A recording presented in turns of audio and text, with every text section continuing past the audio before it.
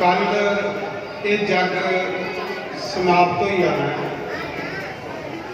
कल तुसें 12 बजे को लिए तो 2 बजे सीधा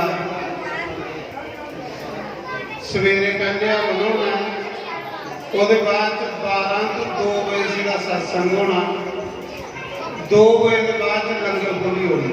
कल संगत की तुसें धाम है, इयां तुम एक जना आते हैं कल संटबरी आना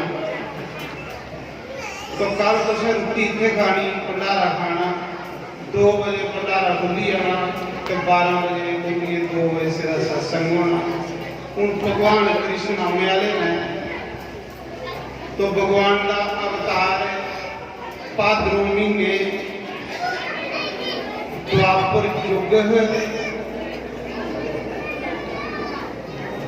बुधवार अष्टमी तिथि रोनी नक्षत्र का तीसरा चरण कृष्ण पक्ष ठीक राति के 12 बजे भाद्रो महीने च भगवान का अवतार होया।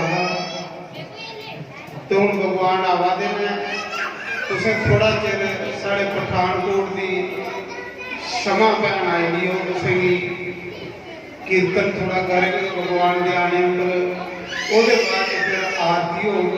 आरती के बाद कल तुसें दसी लिया कल टाइम टेबल चेंज है कल 12 तो 2 बजे से सत्संग होना उसके बाद भंडारा। जय श्री राम। तो